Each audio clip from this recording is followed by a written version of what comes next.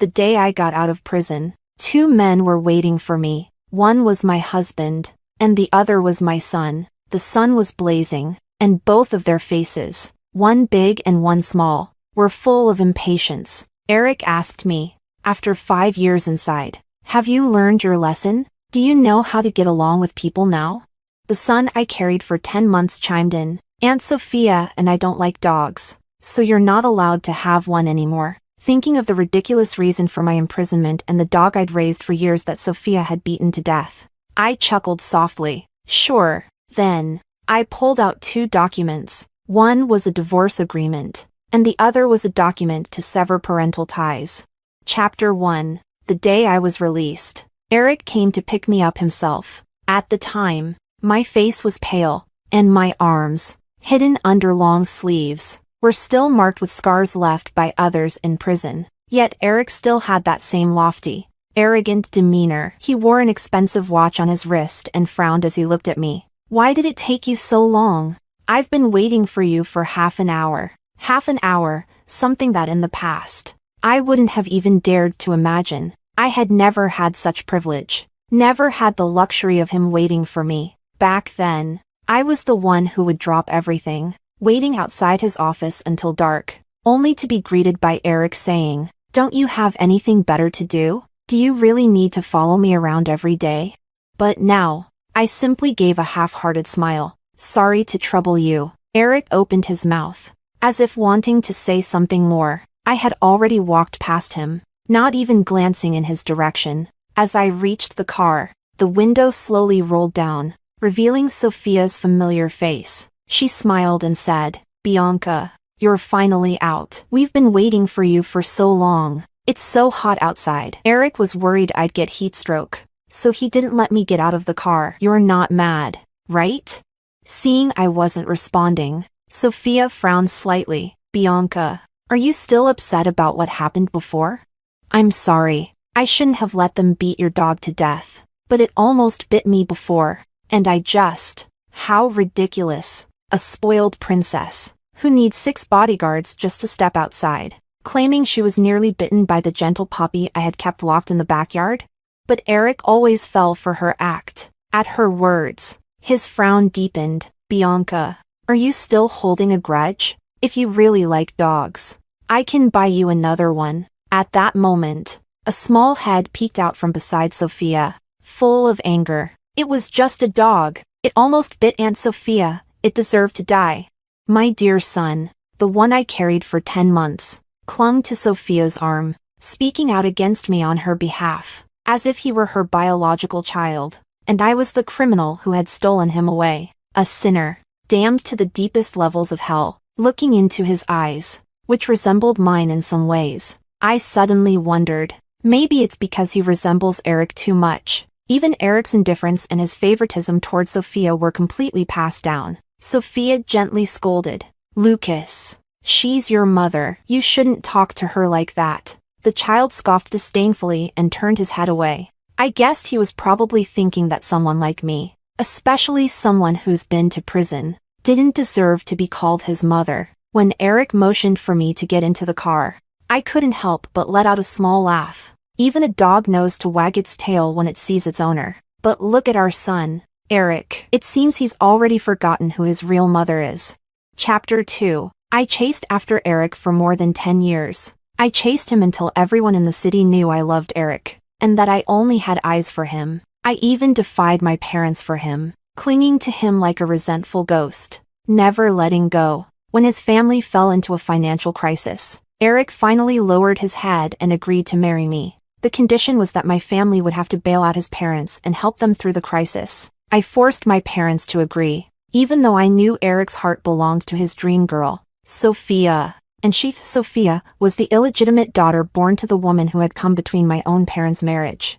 I thought that even the hardest stone could eventually be warmed by the heat of affection, that it could soften over time. But Eric turned out to be cold and unfeeling, like ice. No matter how long I tried to warm him, all I got in return was humiliation and disgrace. Later, Eric single-handedly brought his family business to its peak, earning him the respect and submission of others, who all called him boss. And then, He turned around and destroyed my family, leaving us in ruins. My brother was forced to flee abroad, and my parents ended up in prison. He left me by his side, making sure to put on a benevolent face and say, if it weren't for the fact that you were pregnant with my child, Bianca, you wouldn't have fared well either. He brought Sophia into his life, surrounding her with luxury, nurturing her until she shed the demeanor of an illegitimate child and became polished and radiant. But Sophia hated me too. When I was about to give birth, she had my beloved dog beaten to death and even made a pot of dog meat soup for me.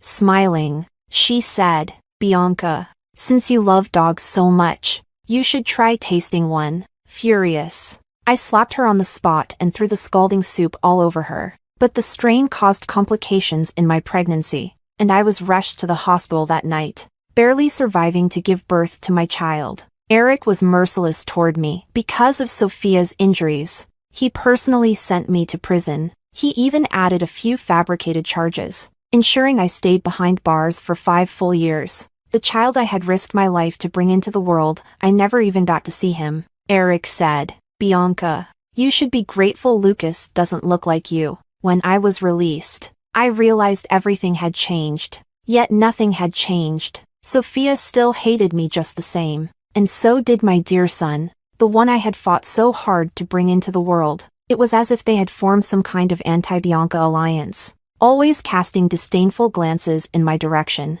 Eric, however, seemed oblivious. Or perhaps he noticed but simply didn't care. Just like back then, when I told him everything Sophia had done, all he did was frown slightly and scold me coldly. No matter what Sophia did, you shouldn't have thrown hot soup on her. It was just a dog. After all, you scarred Sophia. Bianca, you must pay for the mistakes you've made. Chapter 3. I didn't go home with Eric. Instead, I asked to return to my family's old house, even though he said, the house has already been sold to someone else. You can't go inside. I insisted anyway. Just seeing it from the outside is fine. Eric paused for a moment and, with some reluctance, agreed. To him, my family's house was a reminder of his humiliation, the place that forced him to give up the woman he loved. Of course, he had no desire to see anything from my family again. Sophia didn't want to go either. As the illegitimate daughter, she had been brought to my home by her mistress mother when she was just a child. Yet she wasn't even allowed to step through the front door. In the silent car, the only one indifferent to it all was Lucas. He was urging Eric to drive faster. Sophia said she'd help me build my blocks today. Dad, hurry up. Let's get home. They seemed more like a family than I ever did. In their harmonious picture, I was the discordant noise, an unnecessary brushstroke of color. But I didn't care. When the car arrived at the gate of my old house, I pushed the door open and got out. The familiar yet foreign surroundings made me feel disoriented for a moment. It was as if I waited just 2 more minutes. The door would open, and Bruno's impatient voice would come through the intercom. Why are you just standing at the door, Bianca? Get inside and eat your supper. But as I came back to reality, the empty, dark house stood before me, with no lights shining from within. From the private car behind me, Eric urged me to get back in so we could go home. I paused for a few seconds and said, I'm not going back. That's not my home. As I expected, Sophia's eyes filled with tears, looking pitiful. Bianca, is it because of me that you're saying this? I'm sorry. I never meant to take your place. Eric just took pity on me. That's why I've been staying at his house. If you don't like it, I can move out right now. This shallow attempt to play the victim, if it were posted online, people would be quick to comment, Sister, stop it. The green tea vibes are overflowing. But Eric seemed oblivious to it. And Lucas, having inherited all of Eric's flaws, shouted at me as well. Will you ever stop? You've been picking on Aunt Sophia since the moment you got out of prison. Isn't it enough? It's your fault Aunt Sophia suffered, so you deserve to go to jail. How can you still have the nerve to criticize her? He's only 5, too young to truly understand. He spent so much time with Sophia, and with Eric as a poor role model, learning all the wrong lessons. I could understand why he acted this way toward me, so I generously forgave him. Then I said, not only can I criticize her, but I can also criticize you. And I can hit you too, Lucas. Do you think I won't? Chapter 4. In the end, I got what I wanted. I was left alone. Lucas threw a tantrum, his cries sharp and piercing, hurting everyone's ears. Even Eric thought I had lost my mind. How could you say something like that to Lucas? Bianca, you really need to calm down. He left me standing there, driving away with Sophia and Lucas. I stood in place for a few minutes. Then, I clumsily climbed over the gate and slipped in through the first floor window, which had never been locked. Using my phone's light to guide me, I made my way through the house. It was a mess, as I expected. It was obvious how hastily things were packed up when they took everything. I headed upstairs and found my old room. Most of the gifts my parents and my brother Bruno had bought for me had been confiscated. I fell behind the headboard and, just as I suspected, found a thick stack of items hidden there. When I pulled them out, I realized they were the love letters I had written to Eric back when I was a student. I paused in silence and opened one. Tucked inside were bills of cash. These had been left for me by my brother Bruno. Our family's bank accounts were completely frozen, so Bruno couldn't leave me enough money to survive. He had no choice but to convert it all into cash and hide it around the house in places where the workers couldn't find it. But I didn't expect him to hide the money inside the love letters. Reluctantly, I had to reread each one of those letters from beginning to end. The naive feelings of a young girl, now like a boomerang, stabbing me in the heart over and over again. Even though I had given up on Eric, I still silently shed tears. In the end, I ripped everything into pieces with my own hands, as if I was wiping away all the feelings I had once had for Eric, leaving nothing behind. I wasn't foolish enough to spend the night in an abandoned house. With the money Bruno left for me, I found a small hotel in the city and stayed there for the night. So when Eric called to ask why I wasn't at the house, I was momentarily stunned. You climbed in to look for me? Of course.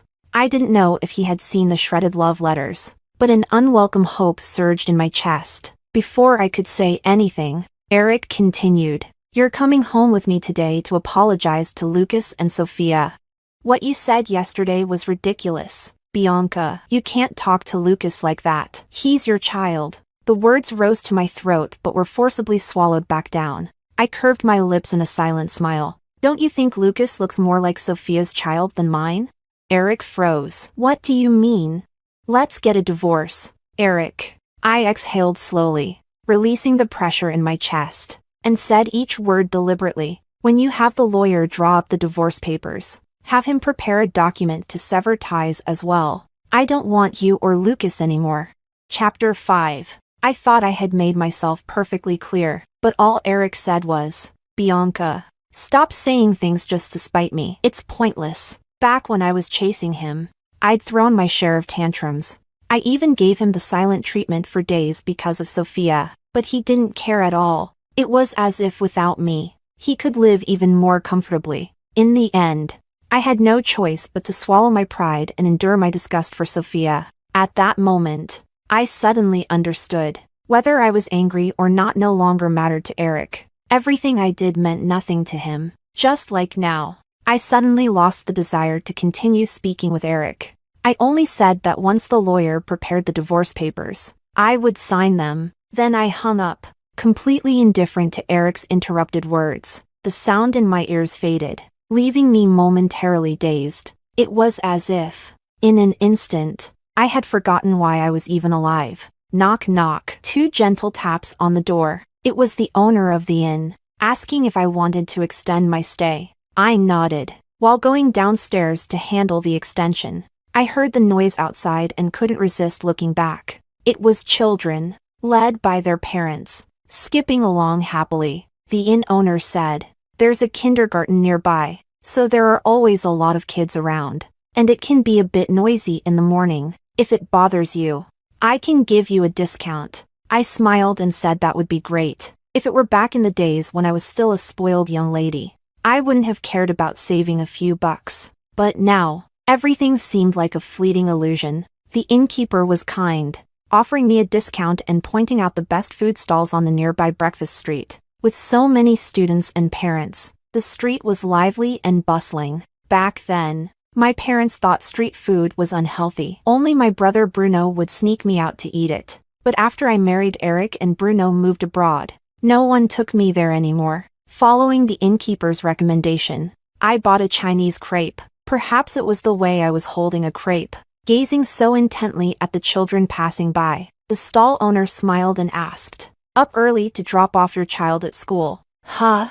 Instinctively, my free hand moved to touch my lower abdomen, gently stroking it. I had almost forgotten what it felt like to carry Lucas 5 years ago. So, I softly smiled at the stall owner. "No marriage, no kids. I'm just passing by." Before the stall owner could respond, an angry voice suddenly came from beside me. "Bianca!"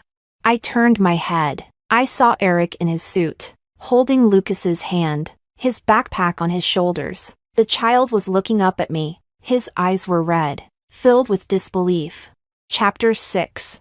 I felt a sense of twisted satisfaction from seeing Lucas's heart break. Didn't he hate me? Didn't he despise me? Wasn't Sophia the only one in his eyes, wishing she could be his real mother? Then why, at the moment I said those words, did he show such a pained, sorrowful expression? But I didn't acknowledge Eric's questioning or the hurt in Lucas's eyes. I coldly nodded at Eric. "Fancy seeing you here, taking Lucas to school?" His eyes widened for once, as if he couldn't comprehend how I could act so indifferent. "Why would you say something like that? Do you want to deny Lucas's existence? You're his biological mother." To be honest, I don't quite understand it myself. Back then, when I was pregnant, it was Eric who repeatedly made it clear he didn't want the baby inside me. If it hadn't been for his family's insistence, Eric would have dragged me to the hospital the moment we confirmed the pregnancy and forced me to terminate it. How is it that now, I'm suddenly the villain who doesn't want Lucas? And the expression on Lucas's face made me laugh even more. If he doesn't see me as his mother, then why does he care about what I say? Why does he care if I acknowledge him as my son?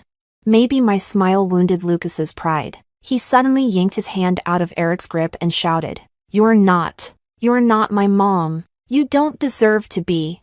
Lucas turned and ran into the school, sprinting the whole way. On the way, he knocked over a little girl, but he didn't stop to apologize and instead shouted, "Watch where you're going." He has been raised to be an arrogant and spoiled child, completely different from the child I once imagined when I was pregnant. He shouldn't be my child, because he's becoming more and more like Sophia, just like when she was young, standing outside my door with her mother, pointing at me, screaming that I had stolen her father. I turned to leave, but Eric grabbed my wrist. He looked at me with the eyes of a stranger. "You shouldn't do this, Bianca. Lucas will be hurt. He's been waiting for you to come out. He said many times that he wants to see you." I shook off his hand. "Then you should have told him from the start that he's Sophia's child. That way, he wouldn't have had any expectations of me." Then, I stopped Eric from trying to explain. "This morning I told you to contact a lawyer to discuss the divorce and the termination of our relationship. How's the progress on that?" Chapter 7. For once, Eric was firm. He refused to agree to the divorce. He came up with many excuses. His family, Lucas, and even the company's business were dragged in as his shield. "There's too much going on at the company. I don't have time to deal with this." I nodded with full understanding. "That's fine. I can find someone as long as you're willing to pay. After all, you know my family went bankrupt. I don't have any extra money to hire a lawyer. I don't need any property or Lucas. Just the divorce papers. It's that simple." Eric slowly fell silent, his brow deeply furrowed. "Is this really necessary, Bianca? I've already moved on from the past and I'm ready to make things work between us." Moved on? That's easy for him to say. He may have moved on, but I haven't. 5 years in prison, scars all over my arms. Those things make it impossible for me to ever look at Eric's face calmly again. I was afraid I wouldn't be able to stop myself from slapping him hard. I smiled slightly, turning to leave with the now cold breakfast in hand. After just a few steps, I remembered something and turned to ask Eric, "Why did you send Lucas to study here? Was it your arrangement?" He seemed to think that I had changed my mind about giving up on Lucas, and a glimmer of hope lit up in his eyes. "No, it was Sophia's idea. She said Lucas needs to toughen up, that he shouldn't always be treated like some privileged young master. His voice trailed off as he saw the mocking look in my eyes. Bianca, are you going to? No. I'm not trying to criticize Sophia. How she arranges things for Lucas is entirely up to your family. I said. I just want to ask you this. If Lucas were really Sophia's biological child, would she send him to this ordinary school, instead of one of those fancy bilingual preschools downtown that cost hundreds of thousands in tuition? The answer was obvious. She wouldn't. Because I know Sophia. And Eric knows her too. She hates me. Hates everything connected to me. And she especially hates me for taking Eric away from her. How could Sophia ever genuinely care for Lucas, the living symbol of betrayal? Her pretense of caring for Lucas is nothing more than a way to disgust me, but she probably never expected that I would give up on Lucas so easily. I'm so useless. I won't fight her for the child, or for the man. I'll just quietly choose to walk away from it all. The crepe I bought had gone cold, and when I took a bite, it didn't taste good at all. Suddenly, I missed the street snacks Bruno used to sneak out of school to buy for me. But unfortunately, I might never taste them again. Chapter 8. 5 years of torment didn't just break me, it broke Eric too. It seemed like he was losing his mind. He actually forced me to see a psychiatrist. No one dislikes their own child. Bianca, you must be sick. I didn't want to go, but Eric threatened me with my parents. I found a way to overturn your parents' case. Bianca, as long as you agree to get treatment, I'll help them get out of prison. The one who sent them to prison in the first place was Eric himself. I looked at him and asked again, really? He nodded. How ridiculous. I'm begging the person who destroyed everything. But for my parents. I agreed. The psychiatrist Eric found was quite famous in the southern part of the city, with appointments fully booked until next year. It was only because Eric pulled some strings that I managed to get an earlier appointment. While I was speaking with the psychiatrist, Eric sat out in the hallway. He insisted that the door be left wide open, demanding that we be in his line of sight. The doctor chuckled and asked, "Why?" "I need to protect the patient's privacy." But Eric replied, "She's my wife. I need to ensure her safety." If this had happened 5 years ago, hearing him acknowledge our relationship like that would have made me jump with excitement. What a shame that now I couldn't care less. So, I gave a dismissive smile and added, "It's fine. I'll soon be his ex-wife anyway." When Eric sharply turned his head to look at me, I innocently met his gaze. "What's the matter? I only promised you I'd see the doctor.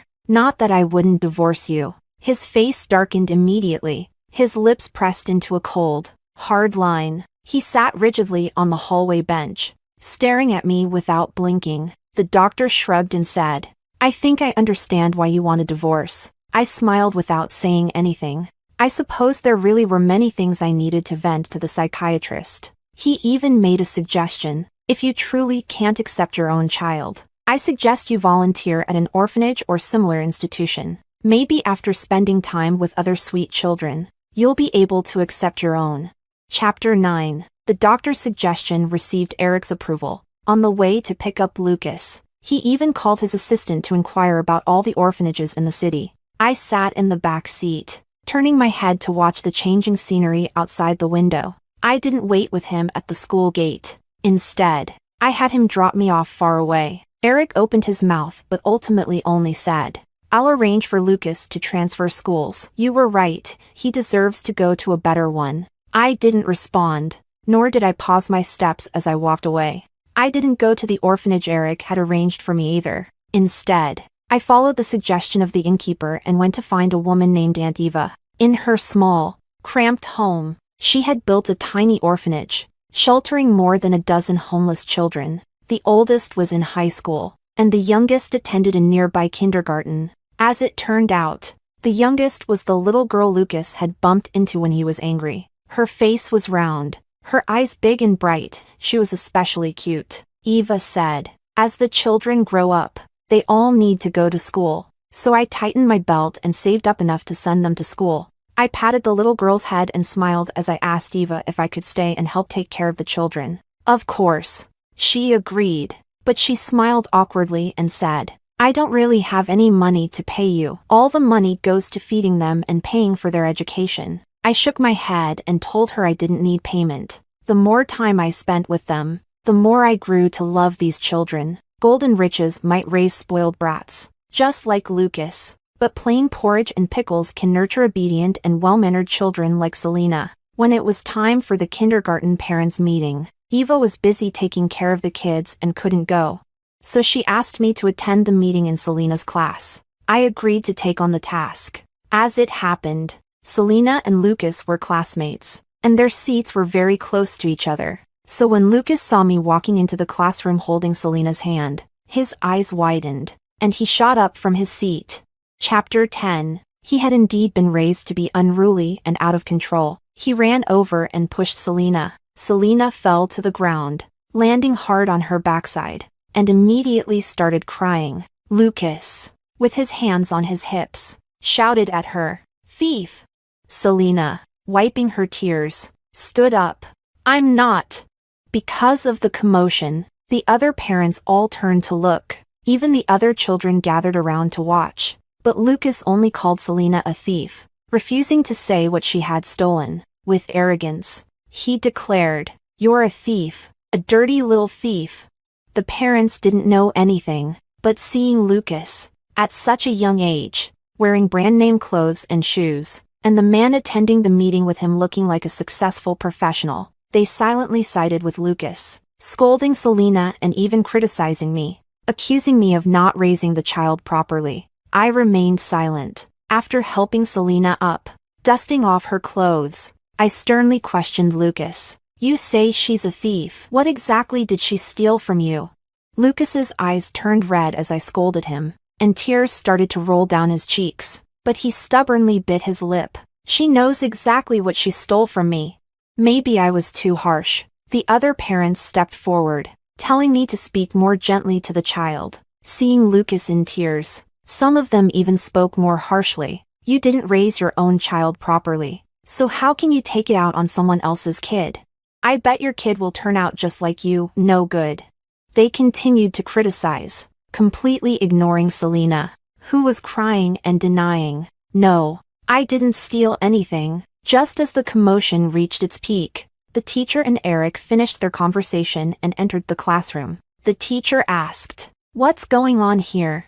The parents quickly started complaining, their faces showing anger, while constantly glancing at me. Even Eric noticed me, his expression changing slightly. Lucas probably thought his dad, who always doted on him, would side with him this time too, so a smug look appeared on his face. "You're a thief. Now apologize." "Lucas, apologize." Chapter 11. Lucas froze. He looked around, once again confirming that neither Eric nor I was on his side. His voice grew shrill with anger. "I won't apologize. She is a thief. What did she steal from you?" Under Eric's stern questioning, Lucas couldn't hold back anymore. He burst out crying, shouting, "Selena stole my mom. She's supposed to be my mom. Why is she helping Selena?"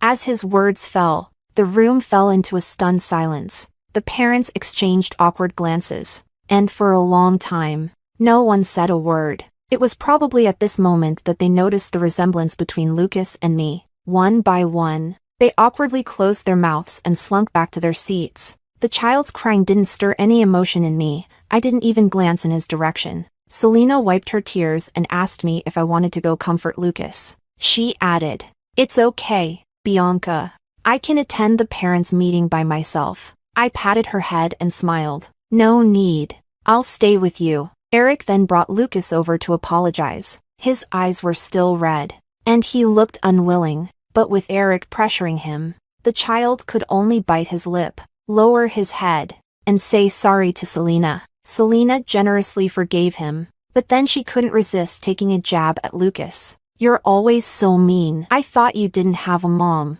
Turns out Bianca is your mom. But how come you're nothing like her?"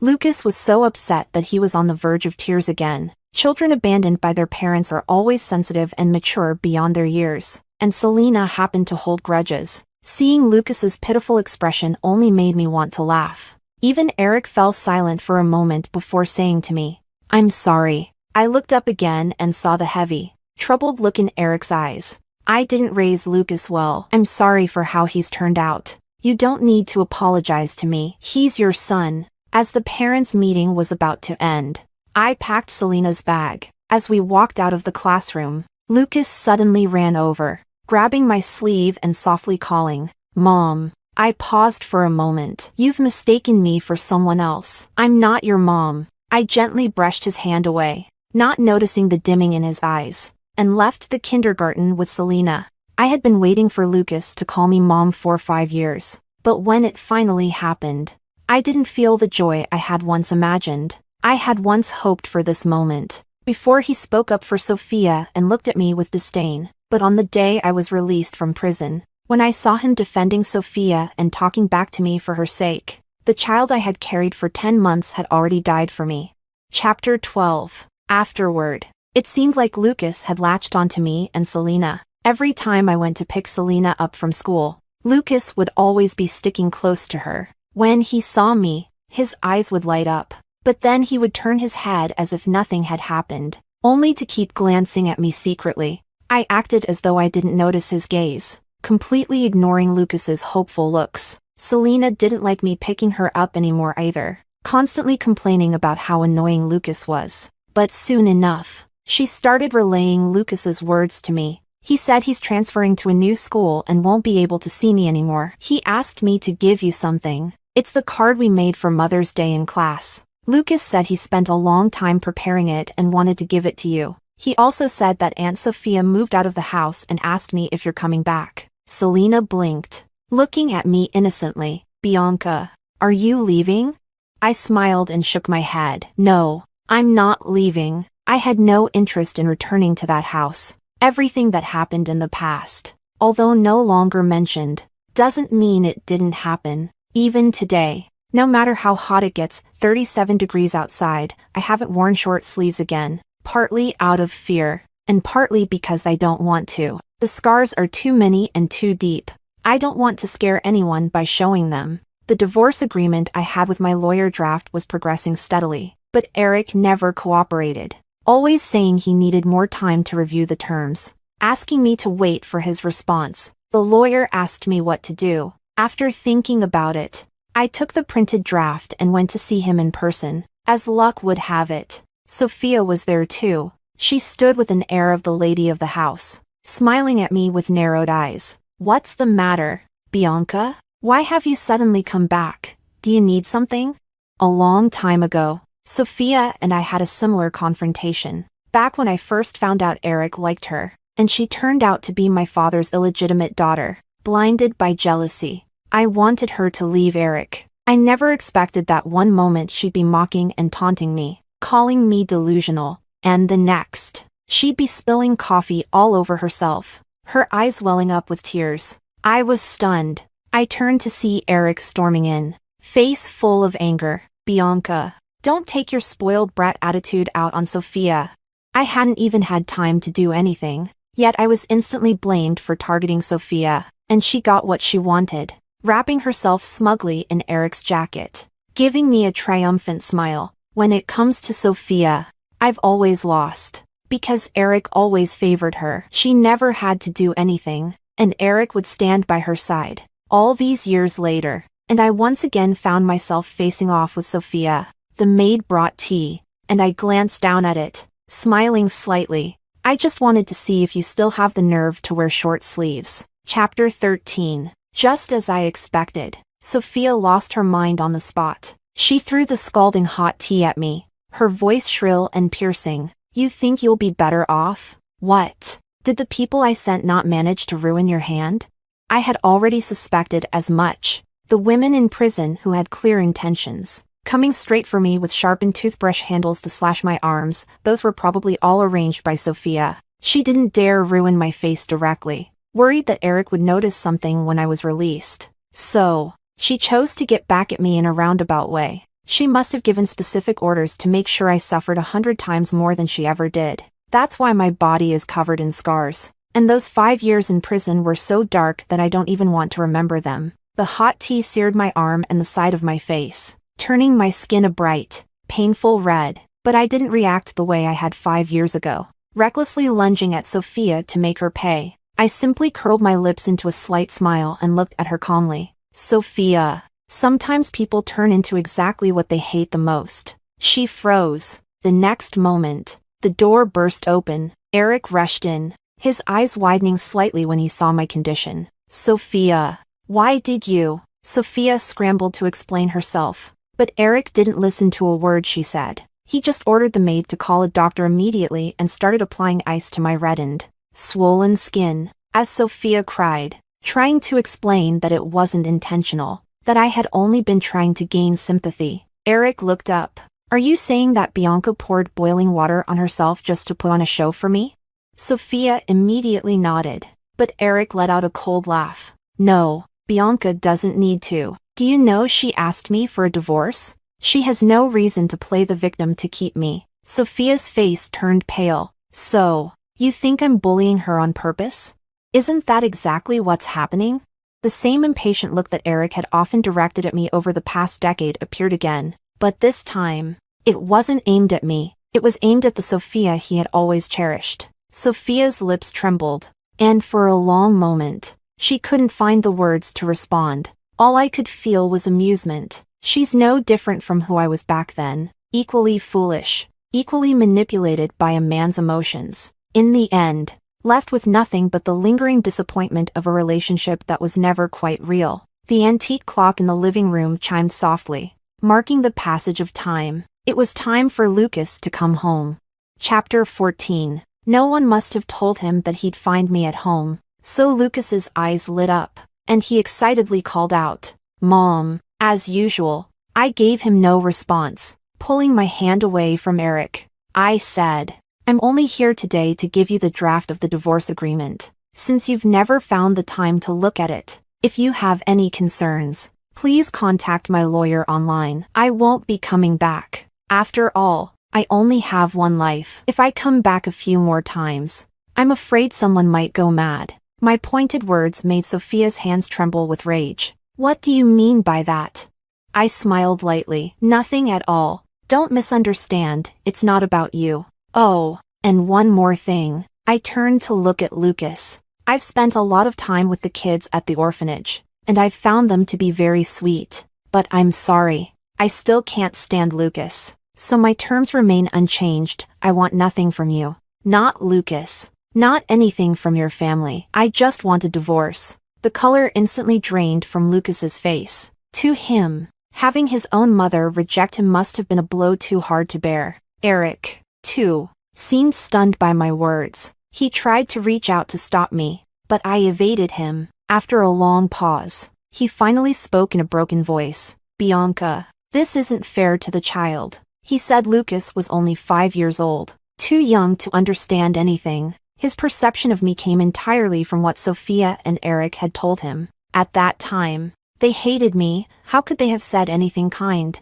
But nothing in this world is fair. If you expect me to treat Lucas fairly, then who will give me fairness for the 5 years I spent in prison? I looked at Eric. For once, his eyes were focused only on me, and unlike before, they weren't always filled with the image of Sophia. His eyes dimmed, and his voice was hoarse. Bianca, do you really have to be this heartless? I lowered my head and laughed softly. I'm just learning from how you rejected me back then. So to you, this counts as heartless?